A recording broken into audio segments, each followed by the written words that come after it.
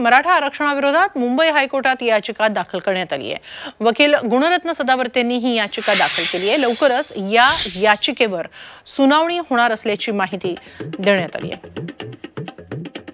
सरकारने विशेष अधिवेशन घेऊन मराठा समाजाला 10% आरक्षणाची घोषणा केली। त्याविरोधात सदावर्तेंनी कोर्टात धाव घेतली। आता लवकरच या याचिकेवर सुनावणी होणार आहे। मराठा म्हणून मराठ्यांना आरक्षण देता येणार नाही आणि मराठा म्हणून सुद्धा 10% आरक्षण मागास म्हणून देता येणार नाही। हे डंके की चोट पे आम्ही ज्या याचिकेमध्ये मांडलेलं आहे।